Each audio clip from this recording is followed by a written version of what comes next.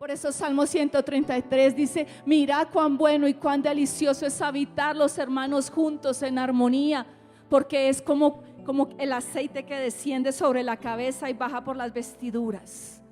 El aceite, la presencia, la maravillosa administración del Espíritu Santo sobre nuestras vidas. Hoy yo quiero que tú cambies la manera de ver el templo y la casa de Dios, porque es importante para Dios y para nosotros tiene que serlo. El templo de Dios no es un lugar. El templo de Dios somos nosotros juntos. El templo de Dios y la gloria de Dios es todos juntos, reunidos adorando su nombre, esperando cosas grandes, porque tenemos un Dios grande.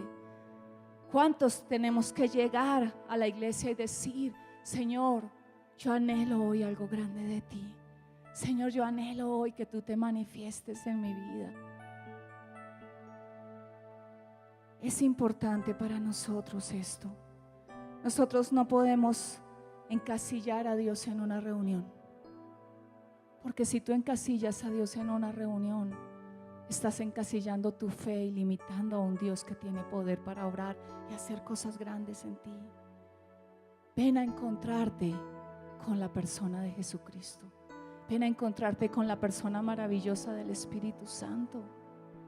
Cada vez que tú tienes esa expectativa, tu visión de cada domingo, de cada ayuno, de cada vigilia, de cada viernes va a cambiar.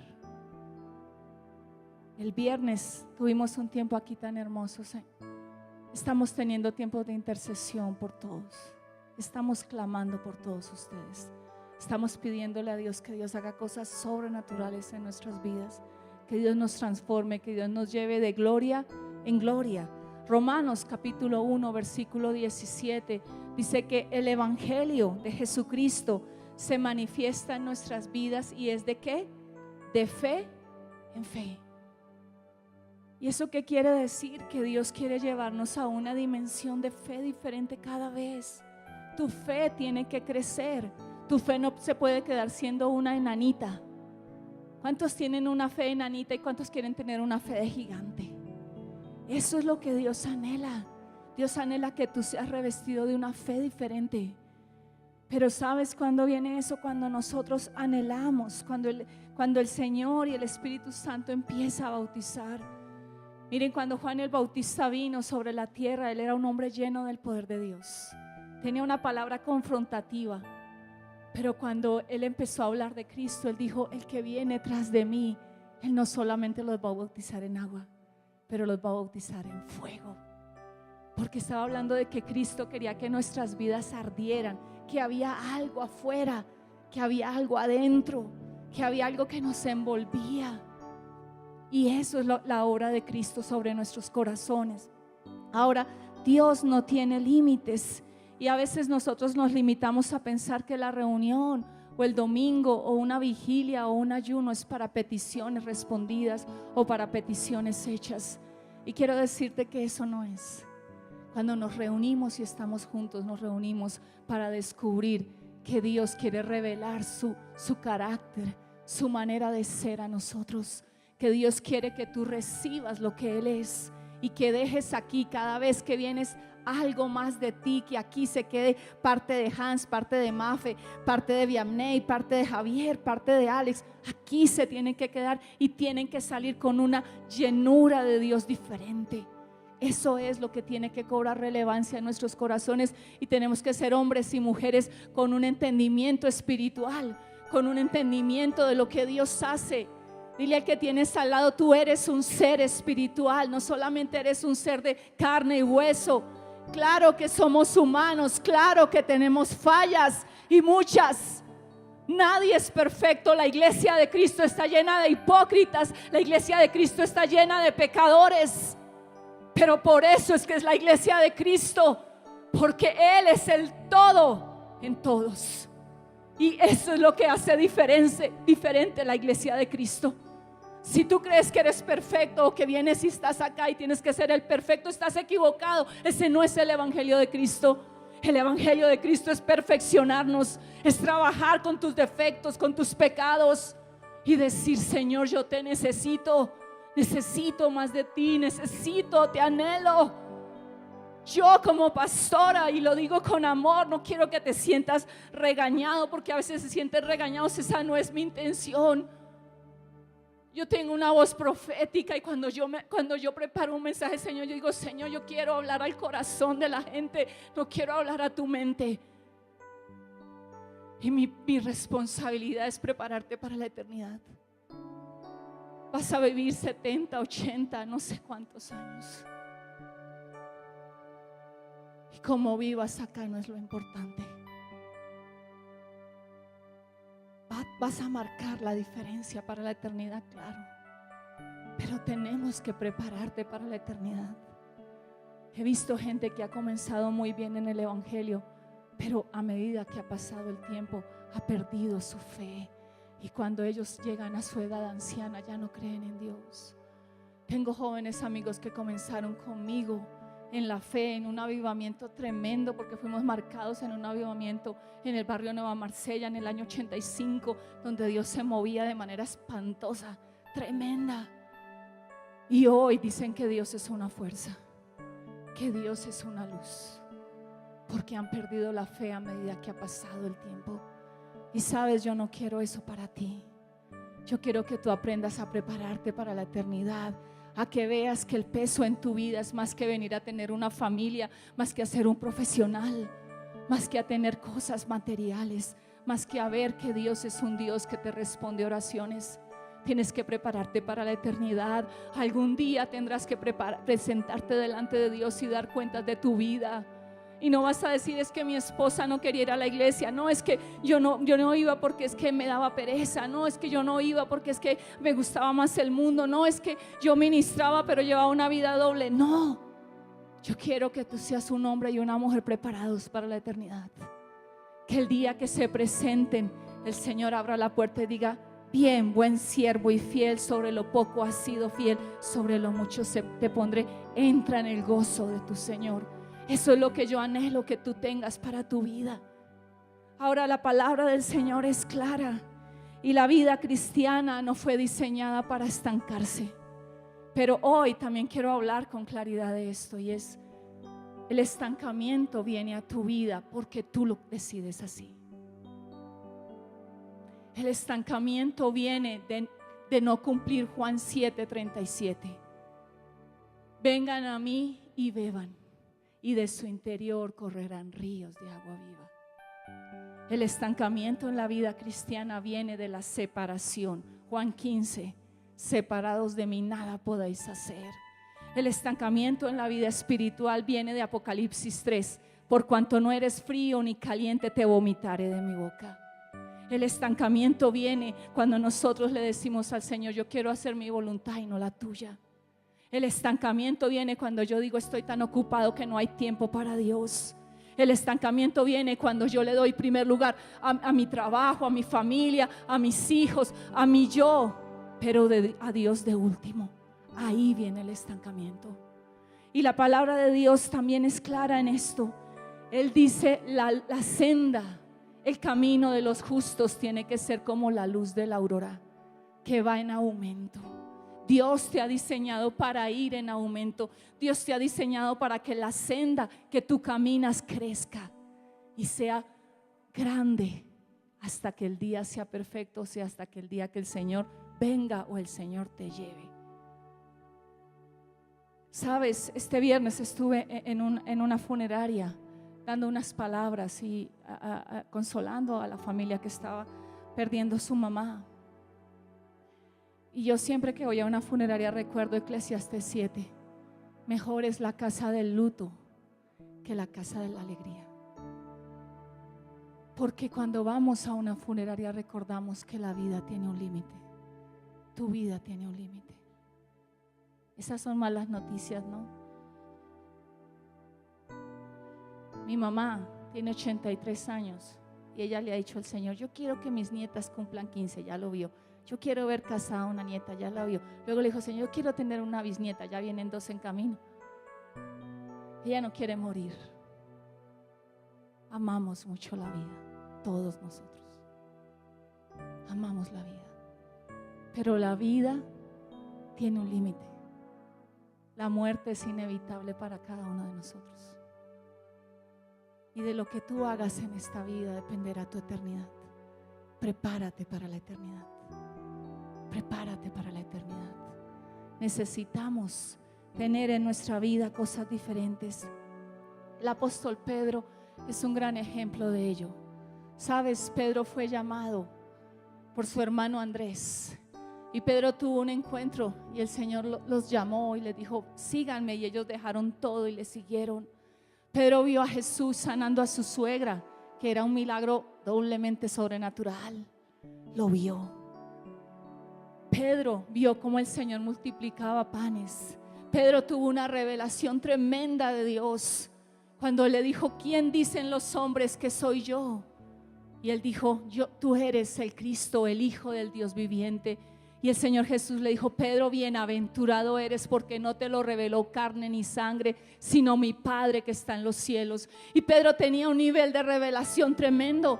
Aunque cuando nosotros decimos que Juan es el discípulo amado, el discípulo más prominente del Señor Jesús fue Pedro. El Señor le dijo: tú eres Simón, hijo de Jonás, pero tú serás llamado Cefas, que significa decir, que quiere decir Pedro, piedra. Pedro tuvo revelación de Dios. Sabes, Pedro estuvo cuando el Señor iba a ir a la cruz, y Pedro osadamente le dijo: ay no, Señor, no permitas que te acontezca eso.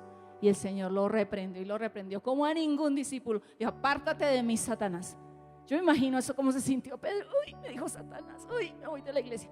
No, el Pedro aguantó, fue templado por Dios. Fue templado por las palabras que Cristo le dijo. Pedro también estuvo en otros episodios. Aparte de ver la multiplicación de los panes, Pedro tuvo el gran privilegio, siendo un ser humano, de ver a Cristo en el monte de la transfiguración, llenarse de la gloria y la plenitud de Dios. Vino y él tuvo sus ojos abiertos, y tan osado fue también que le dijo: uy, Señor, este ambiente está chévere acá, hagamos 3 enramaditas y nos quedamos acá. Y el Señor le dijo: Pedro, no sabes lo que hablas. Pero él tuvo esa revelación.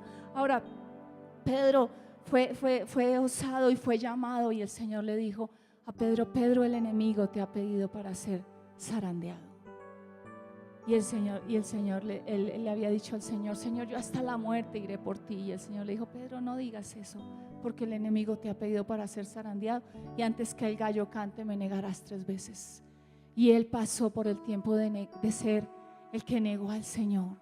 ¿Y sabes por qué? Porque Pedro se acostumbró en su vida, después de ver tantos milagros y todo, en el momento más difícil, cuando él vio que podía correr riesgo su vida, empezó a seguir al Señor de lejos. Y cuando nosotros empezamos a seguir al Señor de lejos, algo empieza a pasar en nuestro corazón.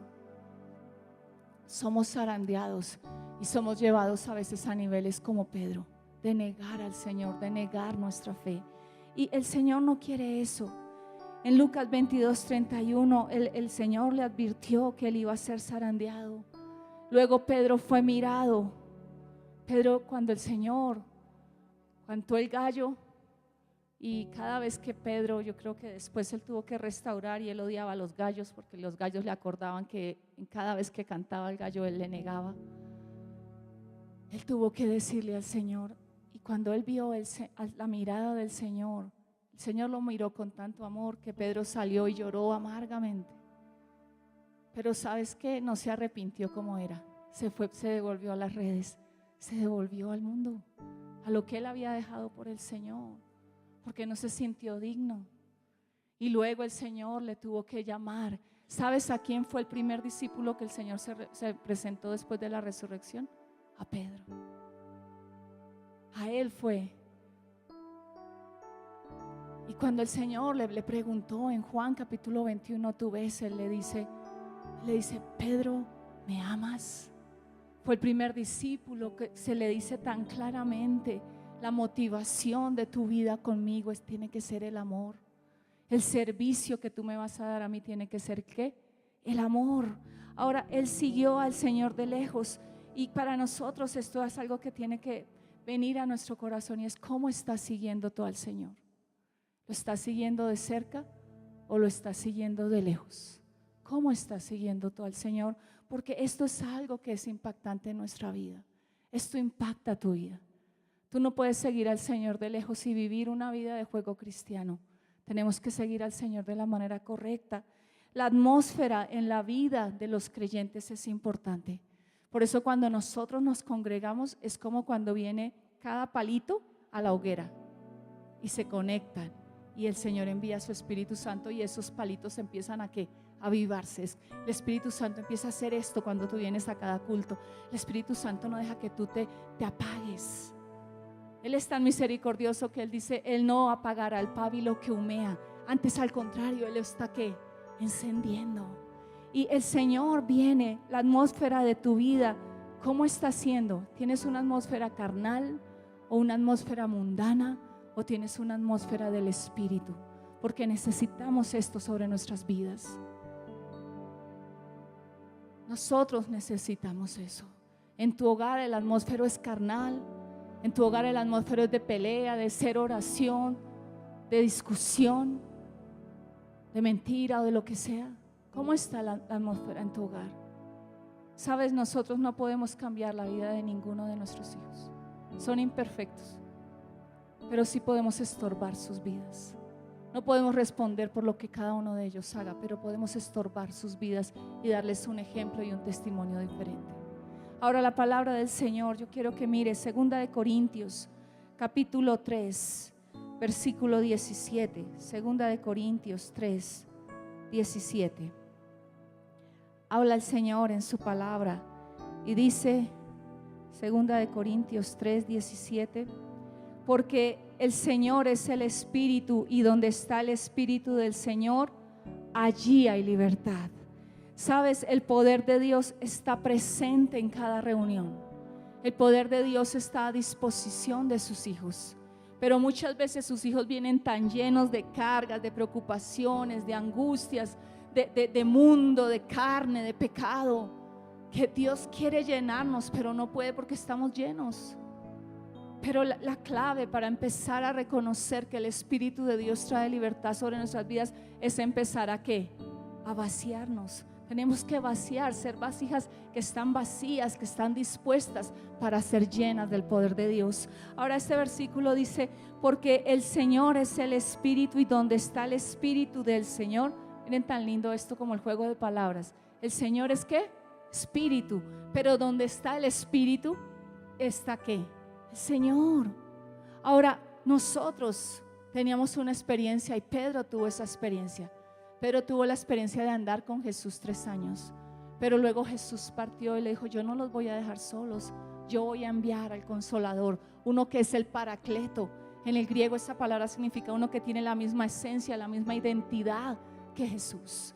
Y Él os enseñará, Él los redarguirá, Él les mostrará toda la herencia que yo les he dado.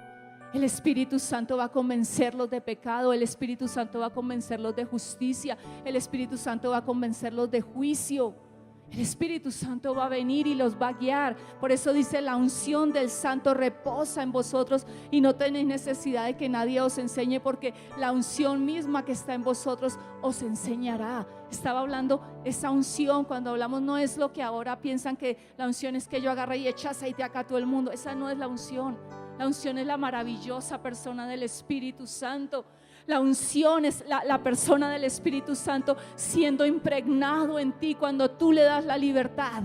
Por eso Juan 7:37 dice: vengan a mí y beban, y de su interior van a empezar a correr ríos.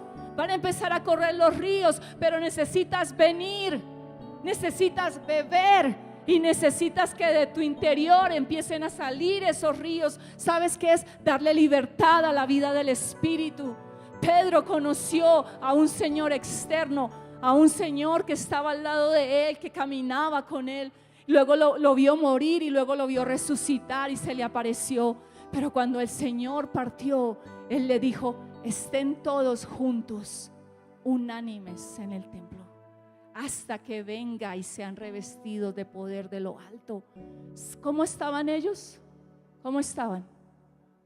Unánimes, juntos. el estar juntos nos hace fuertes. El estar juntos nos hace estar fortalecidos en Dios.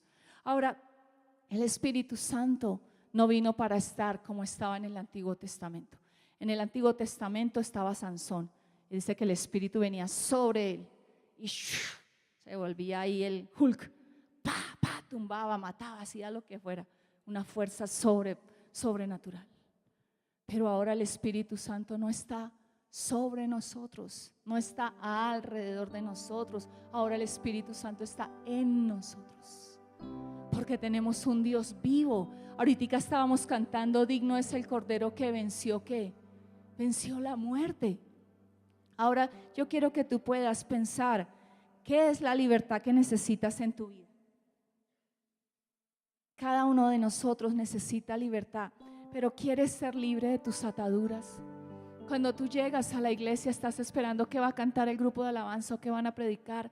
¿O estás metido, conectado, con expectativa de decir: Señor, haz algo hoy en mí? Señor, yo he venido destruido. Señor, levántame. Señor, yo he venido enfermo, sáname. Señor, yo he venido hoy con preocupación, estoy angustiado, tengo cargas, pero haz algo en mí. Tú vienes con ese corazón a Dios, porque es que Dios no puede hacer algo que tú no le pidas. Dios tiene su poder, Dios tiene su gloria dispuesta para ti. Pero si tú llegas tan solo a recibir y a cantar y no a conectarte con la presencia, con la maravillosa persona del Espíritu Santo, vas a salir igual que como entraste. Pero cuando venimos con expectativa, Dios empieza a glorificarse. Dios empieza a decir: aquí mi hijo me está pidiendo sanidad y tiene fe y ha creído que yo puedo sanarlo y lo voy a sanar. Aquí mi hijo sabe que mi palabra le enseña: vengan a mí todos los que estéis trabajados y cargados y yo los haré descansar. Y Él está viniendo a dejarme la carga de sus preocupaciones y yo la voy a tomar y voy a traer paz sobre Él. Porque el Señor es un Dios vivo. Yo creo en un Dios vivo. Yo creo que Dios es un Dios vivo. Dios es vivo. Dios no está muerto. Dios no se queda quieto. Dios se mueve en medio de su pueblo. Dios te habla. Dios te corrige. Dios te enseña. Dios es un Dios que hoy se mueve. Dios es un Dios que puede descubrir la mentira. Dios es el Dios que puede corregir a sus hijos.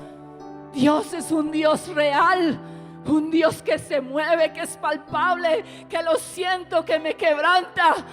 Yo creo en un Dios vivo, predico un Dios vivo y sé que me voy a encontrar el día que parta de esta tierra con un Dios que ha visto mi caminar día tras día. Me ha visto en la casa llorando, orando por mis hijos. Me ha visto en la casa estorbando y peleando cuando mis hijos no están bien.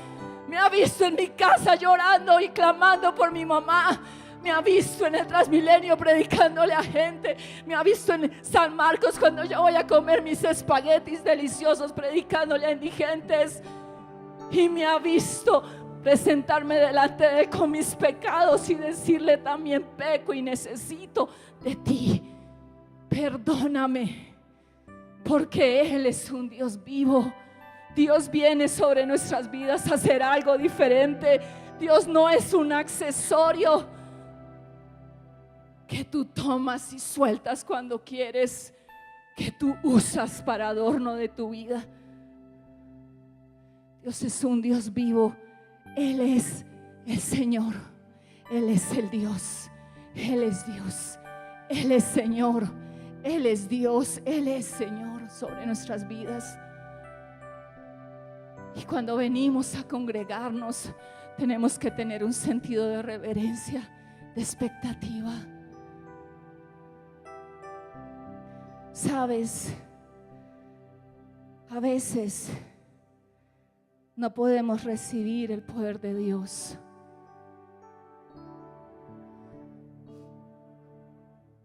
porque la familiaridad que ustedes tienen con Juan y conmigo quita mucho de la bendición que ustedes tienen que recibir de nuestras vidas. Esto nunca lo he enseñado en la iglesia, creo.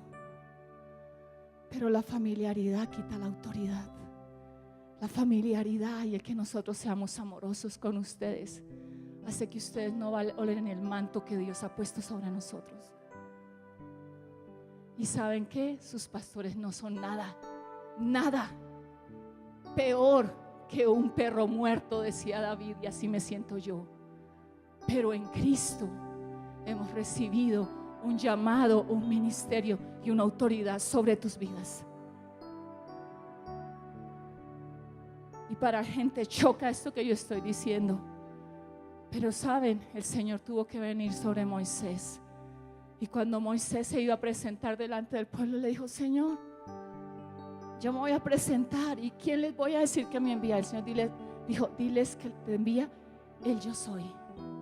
Y Moisés dijo: pero pues es que el yo soy, ¿qué? El Señor le dijo: ¿qué tienes en la mano? Y él dijo: la vara. Y el Señor empezó a respaldar a Moisés y lo llevó y lo ungió para hacer algo. Y todos se levantaban y hablaban contra Moisés, pero Moisés era el hombre de Dios. Cuando nosotros venimos a una iglesia y con todo el amor, por eso les dije, yo los amo a cada uno de ustedes, pero como pastores a veces nos da pena.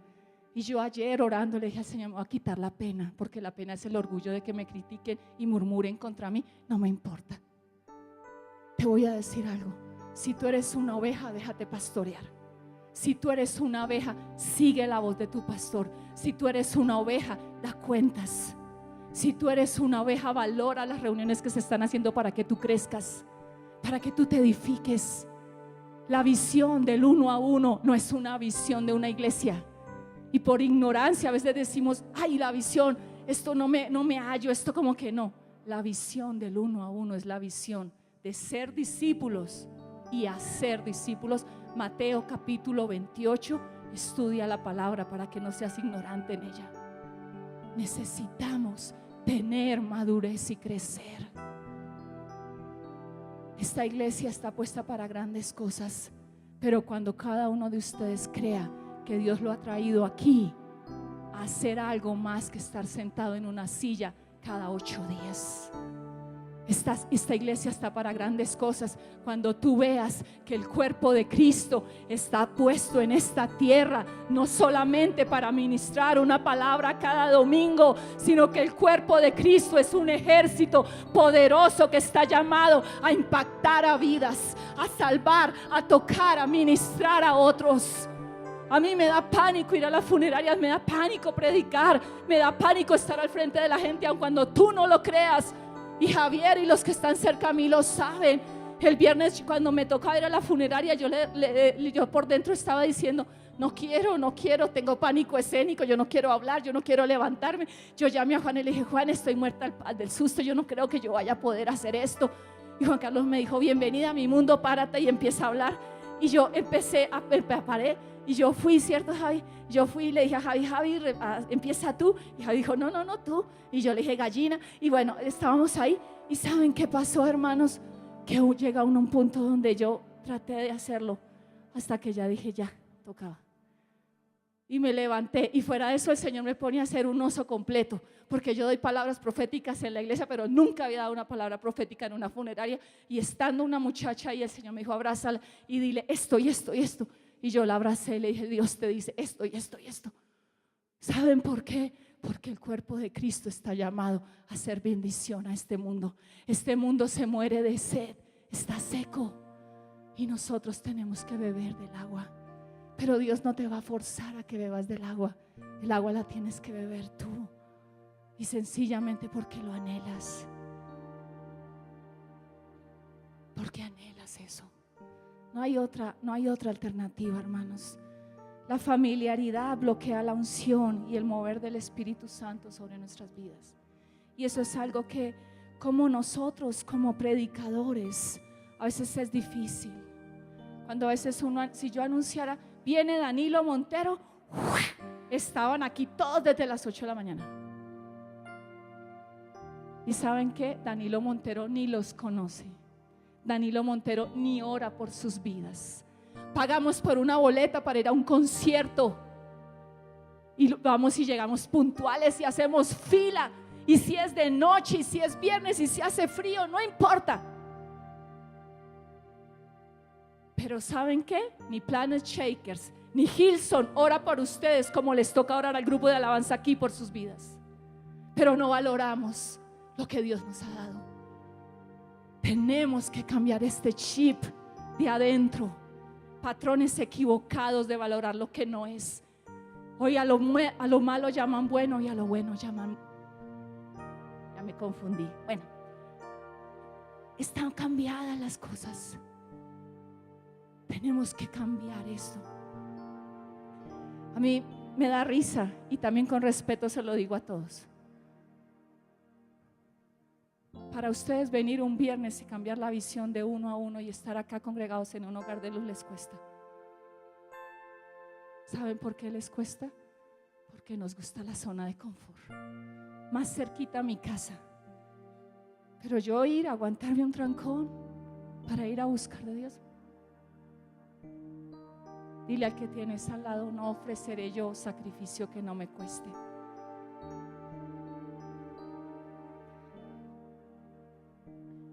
Segunda de Corintios, capítulo 5, versículo 16, un poco más adelante de donde estamos. 5:16. De manera que nosotros de aquí en adelante a nadie conocemos según la carne. Y aún si a Cristo conocimos según la carne, ya no lo conocemos así. Como predicadores locales en una iglesia, cada pastor lucha con esto.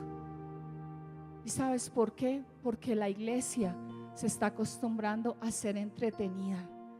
La iglesia a nivel nacional y mundial, los pastores usan los recursos de traer gente nueva. ¿Sabes por qué? Porque la gente se cansa de la misma persona al frente y quiere algo nuevo. Y cuando a veces tú dices: me canso de la iglesia, no te estás cansando de la iglesia, sencillamente estás estancado esperando que venga algo nuevo sobre ti, porque tú estás siendo incapacitado para producir algo nuevo en tu vida con Dios. Pero segunda de Corintios capítulo 5 versículo 16 dice que de manera de aquí en adelante, es decir, cuando conoces a Cristo, a nadie conoces en la carne. ¿Y eso qué significa? Que cuando yo veo a Elenita, no veo a Elenita con sus defectos. Puedes tener mucho, ¿cierto, Elenita? Con respeto. Pero de aquí en adelante yo tengo que mirar a Elenita en Cristo. ¿Cómo es lo que Cristo tiene para ella? Cuando ustedes me vean a mí, tienen que verme todos los defectos, claro, pero tienen que verme a mí como lo que yo soy en Cristo, lo que yo tengo para dar a sus vidas. Y cuando yo veo a Javier, cuando yo veo a Silvia, cuando veo a cualquier, tengo que ver lo que Dios tiene para darme a través de ti, no tus defectos. Todos tenemos. Es que el que no tiene defecto, que tire la primera piedra y verá que todos lo agarramos a pedradas, porque en verdad no hay ninguno que no tenga defectos, ninguno que sea perfecto. Cuando mi hija tenía 14 años, yo entendí que mi hija no era perfecta. Yo entendí que mi hija era un ser humano necesitado de Dios como yo. Ahora en este tiempo Felipe también es un ser necesitado de Dios como yo. No perfectos. Necesitamos encontrar que el manto de Dios sobre la iglesia es algo que valoramos y damos sentido de pertenencia a un lugar, no por las personas. A veces Sandra me cae gorda y yo también a ella, ¿cierto? Carito, siempre me caes flaquita. A veces a Jimmy me provoca agarrarlo a coscorrones, ¿cierto, Jimmy? Pero siempre termino abrazándolo. Ese es el efecto de Jimmy. Cada uno de ustedes es algo que Dios ama, un ser humano que Dios ama, imperfecto, pero que ha sido traído a este lugar a ser plantado para florecer, a ser plantado para alegrarse. Cada domingo valora el congregarte. El 99% de los creyentes que asiste a las iglesias nunca está esperando algo sobrenatural de Dios. Qué triste, ¿cierto? ¿No te parece eso triste? Que cada 99% en cada iglesia no espera algo sobrenatural de Dios. Hermano, yo tengo un anhelo de algo sobrenatural de Dios en mi corazón ferviente. Estos días he orado, he clamado, he llorado, le he suplicado a Dios. Dios, yo quiero más, yo quiero más, yo quiero más. Yo sé que hay más, sé que hay más de tu espíritu para mí, sé que hay más en tu palabra para mí. Sé que yo quiero conocerte más. Sé que te he conocido, conozco mucho de tu carácter, amo tu palabra, pero yo quiero más, más, porque tú eres sin límites, porque yo necesito conocer al Dios que amo, porque yo te necesito. Y a veces cuando yo leo la palabra y dice los salmos, desesperadamente clamé, desesperadamente invoqué al Señor en mi angustia, clamé. A veces para nosotros como solo la angustia la produce un problema, solo la angustia la tiene que producir una situación difícil. Yo tengo angustia de Dios, yo tengo hambre, yo tengo necesidad de Él. Y estos días he tenido un clamor desesperado por Él y orando por ustedes en el tiempo de intercesión. El martes acá me puse como una loca, cogí a César Argenis y a Javier y con Juan y empezamos a dar las 7 vueltas alrededor de esta iglesia orando por ustedes, haciendo actos de fe, derrumbando barreras, derrubando paradigmas, derribando excusas, derribando pereza, tibieza, lo que sea.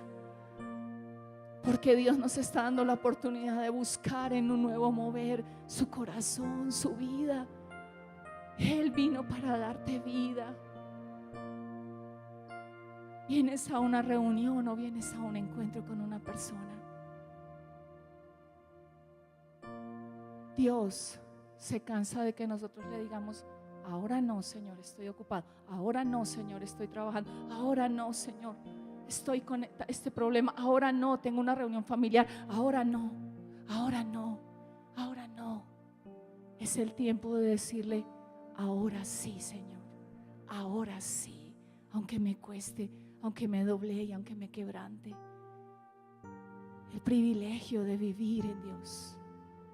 ¿Cuántos quieren que su vida coja una dinámica diferente? Que los ríos de agua viva fluyan en ti. ¿Tú quieres eso? Ponte en pie y ora.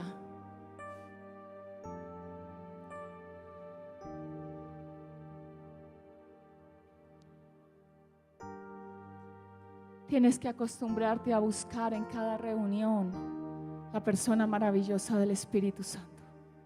Tienes que acostumbrarte a tener un encuentro con el Espíritu Santo en cada reunión. Y aparte de eso, hermanos, tienes que saber que se activa una atmósfera sobrenatural cuando nos reunimos, cuando hay expectativas. José Antonio, sabemos lo que queremos para ti, ¿cierto? Eso es lo que toca orar. Que tú empieces a clamar: Señor, haz esto.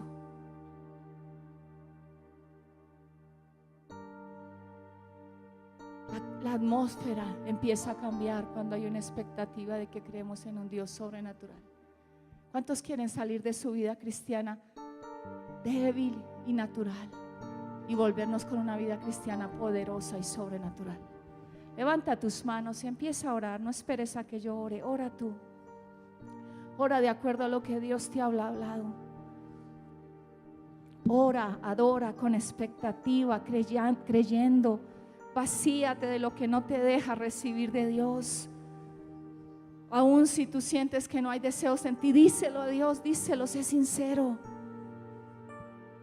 Espíritu Santo, rendimos nuestras vidas hoy delante de ti. Esta iglesia te pertenece.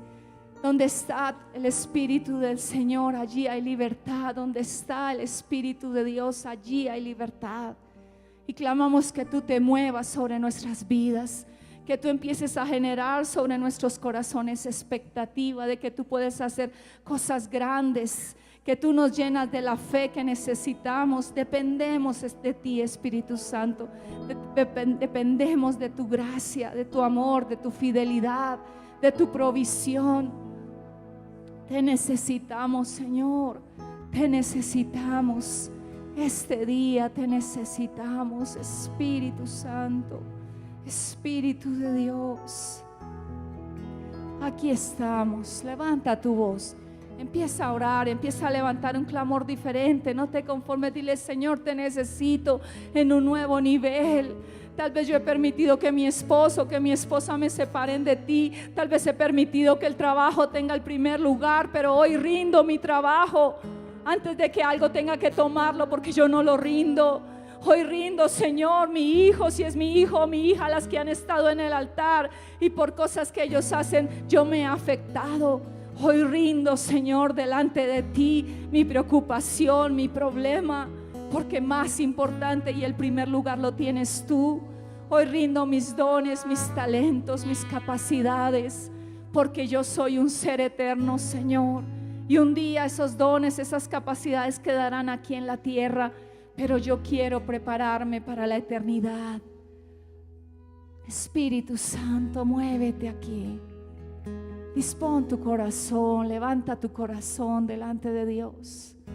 Ábrete a Él, ábrete, exponte a la presencia de Dios. Exponte. Oh Señor, oh Espíritu de Dios.